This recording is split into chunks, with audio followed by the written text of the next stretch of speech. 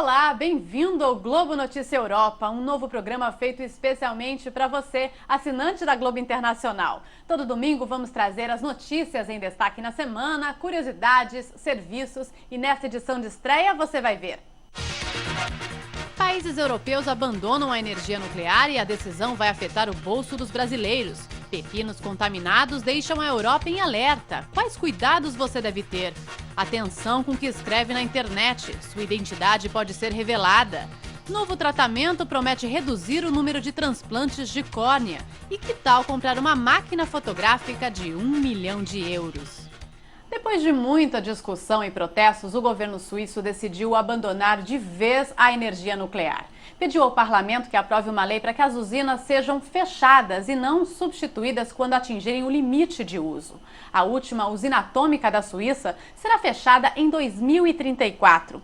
O enviado especial a Zurique, Marcos Lozecan, explica como isso vai afetar o bolso dos suíços e dos brasileiros que vivem naquele país. A decisão do governo suíço de acabar com todas as usinas nucleares deste país pode significar, num primeiro momento, um freio nos aumentos das contas de eletricidade. E, num segundo momento, até uma forma de barateá-las. Hoje, a energia de uma casa de porte médio aqui na Suíça custa ao redor de 120 francos por mês, o equivalente a mais ou menos R$ 225. A ideia do governo é incentivar a competição entre as empresas que geram energia, para que elas encontrem formas mais baratas de produção. Os consumidores vão poder escolher que tipo de energia querem receber em casa e de que companhia. A ideia é tornar o produto mais barato.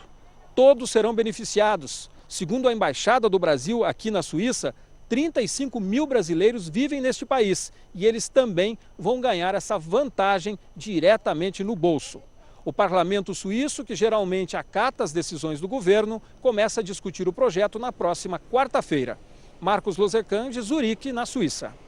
Hoje, as 5 usinas da Suíça produzem 40% da eletricidade do país. Mudar quase metade da matriz deve custar pelo menos o equivalente a 20 bilhões de reais. E não foi só a Suíça que decidiu abandonar a energia nuclear, não. A Alemanha, a maior potência da Europa, seguiu o mesmo caminho. E você já ouviu falar dos pepinos assassinos? Soa como piada, mas é um caso sério. Verduras e legumes contaminados provocaram mortes e já deixaram mais de 1.000 pessoas doentes. A Europa está em alerta. Quem conta os detalhes e explica os cuidados que você deve ter é o correspondente em Paris, Marcos Uchoa. Desde a crise da vaca louca da Inglaterra, nos anos 90, que a Europa não vivia uma tempestade sanitária como essa. Tudo começou no dia 21 de maio e a partir daí, além dos mortos, já são mais de 1.000 pessoas internadas, cerca de 300 em estado grave. O primeiro acusado foi o pepino espanhol, mas depois de causar um prejuízo de centenas de milhões de euros, o governo alemão teve que reconhecer que o pepino não era o culpado. Esse tipo de bactéria E. coli é raro e ataca os rins. Curiosamente, as mulheres foram bem mais afetadas do que os homens. São quase 80% das vítimas. Se acha que isso acontece porque as mulheres comem mais salada por se preocuparem mais com a saúde. O problema foi basicamente no norte da Alemanha e o clima de pânico por toda a Europa foi bastante desnecessário. Mas por via das dúvidas, quem quiser se proteger de qualquer contaminação, os conselhos são os de sempre. Lavar bem os alimentos, descascá-los quando for o caso, lavar bem as mãos. E uma recomendação em especial: em caso de contaminação, não tomar antibióticos, porque isso só agrava o quadro. Quantas vezes você já ouviu falar em dietas que previnem ou diminuem o risco de câncer? Um relatório divulgado na França garante que os alimentos não têm todo esse poder. Beber café diminui o risco de câncer de próstata, dizem os pesquisadores. Uma dieta rica em fibras também evita a doença. Teorias que a Agência Nacional de Segurança Alimentar, Meio Ambiente e Trabalho da França decidiu rebater. O novo estudo afirma que nenhuma dieta é capaz de prevenir o câncer. Para surtir efeito, a alimentação saudável precisa ser combinada com outros fatores, como exercício físico e distância do cigarro e do excesso de álcool. A França é conhecida pela rígida política contra a pirataria e downloads ilegais na internet. A última medida das autoridades francesas foi fechar um dos sites mais populares do país. 3 pessoas foram detidas. O Liberty Land oferecia download de filmes, música e programas de computador. Tinha mais de 800 mil integrantes. Os donos do site podem ser condenados a 5 anos de prisão e obrigados a pagar o equivalente a mais de R$1 milhão em multa. E não pense que a sua identidade está protegida na internet. Pela primeira vez, o Twitter foi obrigado a revelar dados pessoais de usuários que vivem no Reino Unido. Para driblar a lei britânica que garante a privacidade, advogados apelaram a uma corte dos Estados Unidos, onde fica a sede do microblog, o que pode provocar uma enxurrada de ações na justiça americana. O fato inédito coincide com a polêmica envolvendo celebridades europeias que ganharam na justiça o direito de manter a identidade e escândalos em segredo. On Twitter. O caso mais conhecido foi o de um jogador de futebol que teve o relacionamento com a amante revelado na internet. Desde então, ele tenta desmascarar quem espalhou a notícia. Histórias de amor sempre atraem público e o casamento do príncipe William com Catherine Middleton ainda dá o que falar. Será lançado em breve um novo filme sobre o romance dos duques de Cambridge. Uma mistura de realidade e ficção. William e Kate, uma história de amor real, está sendo gravado na Romênia e será lançado em agosto num canal de TV. A diretora americana, Linda Yellen, é uma antiga conhecida da família real britânica. Foi ela quem produziu o filme sobre o príncipe Charles e a princesa Diana um ano depois do casamento deles. O novo roteiro foi escrito em 2 semanas. Mesmo com atores pouco conhecidos, Yellen espera repetir o sucesso da obra anterior. Falando na Terra da Rainha, o Reino Unido é um dos países que mais atraem estudantes brasileiros. Agora, imagine se no meio do curso a escola fecha as portas. Calma, a consultora educacional Larissa Torre explica ao Globo Notícia Europa o que fazer. Quando o estudante vem para a Inglaterra, ele vai fazer pedido de visto, ele recebe um documento que se chama o CAS Statement. Isso é um número, na verdade, ele só é colocado no papel para ser pedido esse visto, mas o que vale ali são 2 números. Um número é a licença dessa instituição de ensino e o outro número que tem no CAS é o número do estudante em si. No caso de uma escola ser suspensa, o procedimento que deveria ser seguido é: continue indo para a aula, nunca deixe de ter attendance, porque o seu número continua válido e a sua presença vai ser checada. Mas já começa a mandar uma carta para o UKBA solicitando o pedido de transferência para outra escola. Dessa forma você vai estar seguro com o UKBA de que você está realmente interessado nos seus estudos, mesmo que a escola que você está estudando vá ser fechada ou tenha qualquer problema sério. Você sabia que na Europa existe um número de telefone exclusivo para crianças e jovens em busca de ajuda? É de graça e funciona 24 horas. Ao ligar para o 116 111, crianças e jovens são atendidos por psicólogos e assistentes sociais. Não é preciso dizer o nome. A intenção é que eles possam falar à vontade, tirar dúvidas ou receber orientação sobre algum problema ali do momento. O número funciona em 17 países europeus com a ajuda de organizações de caridade. Faz parte de um projeto da Comissão Europeia, uma instituição independente que propõe leis, desenvolve projetos como este do telefone e defende os interesses europeus pelo mundo. Na Itália, a derrota do partido do primeiro-ministro Silvio Berlusconi nas eleições municipais deve provocar mudanças, inclusive para os imigrantes, um assunto que interessa os brasileiros. Os detalhes com a correspondente Ilse Scamparini. Na Itália, a notícia da semana foram os resultados das eleições municipais que podem mudar a política do país. E isso também interessa aos brasileiros, porque a lei de imigração poderá sofrer alterações importantes.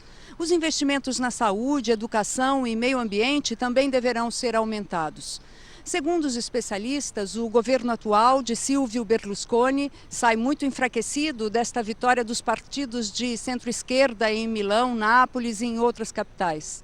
Também perde forças a Liga Norte de Umberto Bossi, autora da lei muito dura que transforma em crime a imigração. O partido da Liga Norte é considerado anti-imigrante. Presume-se que estas eleições tenham um impacto muito grande no governo central e as novas lideranças prometem uma política mais justa. Ilse Scamparini, de Roma, para o Globo Notícia Europa. Se você estiver pensando em curtir uma praia em Barcelona e depois dar uma voltinha pela cidade, cuidado com o figurino. Está proibido andar pelas ruas em traje de banho e a multa não é barata não. Pode chegar até o equivalente a R$ 700. A intenção é melhorar a imagem da cidade. E em Portugal, mudança no sistema de saúde. O governo vai cortar parte da ajuda a hospitais e farmácias e a conta deve sobrar para os pacientes, inclusive os brasileiros. Quem explica direto de Lisboa é o correspondente Pedro Bassan. As medidas de austeridade do FMI e da União Europeia vão ter impacto direto na área da saúde. Os brasileiros que vivem em Portugal estão habituados a um sistema público de saúde gratuito e bem avaliado segundo padrões internacionais. Mas o sistema vai ser cada vez menos gratuito a partir de setembro, com o aumento das taxas moderadoras, que são aquelas pagas pelo paciente no momento da consulta ou do exame. Também vai diminuir a chamada comparticipação, que é a parcela que o governo paga dos remédios comprados nas farmácias. As medidas de austeridade prevêem um corte total de 200 milhões de euros nos gastos do governo com hospitais. Pedro Bassan, de Lisboa, para o Globo Notícia Europa. Esta semana foi celebrado o Dia Mundial de Combate ao Fumo. Doenças ligadas ao cigarro devem matar 6 milhões de pessoas só este ano. Na tentativa de reduzir o número de fumantes, o governo britânico decidiu fechar o cerco. A seção tabaco em supermercados e lojas está com os dias contados. Nada de cigarro nas prateleiras. Os maços vão ser guardados embaixo do balcão. A medida vale a partir de abril do ano que vem nas grandes lojas da Inglaterra e a partir de 2015 nas bancas e lojas menores. O cerco anti-tabaco não para por aí não. Há uma proposta para que os pacotes de cigarro sejam completamente brancos, sem marca nenhuma. O único detalhe que seria mantido é o alerta sobre os riscos à saúde. Mal a medida foi anunciada e já vieram as críticas.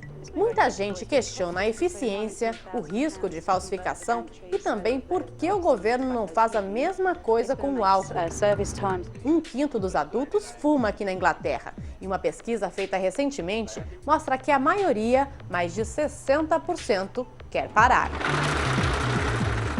Avanços da medicina. Um novo tratamento promete reduzir o número de pessoas que precisam de transplante de córnea.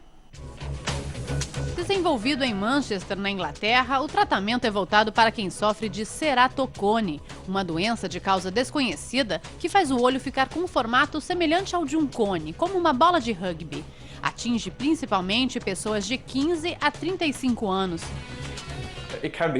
No início, a visão fica embaçada, o paciente desenvolve miopia, astigmatismo e, nos casos crônicos, é preciso fazer transplante para resolver o problema. Com o novo tratamento, a parte da frente do olho é aquecida com micro-ondas. Quando a temperatura chega a 60 graus, a córnea encolhe um pouco e o formato é corrigido. O tratamento é finalizado com luz ultravioleta, que fixa a curvatura do olho e impede que o problema volte. Antes de oferecer ao público, os pesquisadores querem entender melhor quais são os efeitos do tratamento no longo prazo. Quanto custa uma antiga câmera fotográfica? Mixaria? Que ninguém se engane, uma máquina leiloada na Áustria bateu todos os recordes. Foi vendida por mais de 1 milhão de euros, o equivalente a cerca de 2.250.000 reais. A máquina vintage da marca Leica foi feita em 1923 e o melhor, ainda funciona. Foi comprada por um colecionador asiático que preferiu manter o nome em sigilo. O vendedor, que também não quis ser identificado, ficou sem a preciosa máquina, mas está feliz da vida. Pudera, o valor superou todas as expectativas.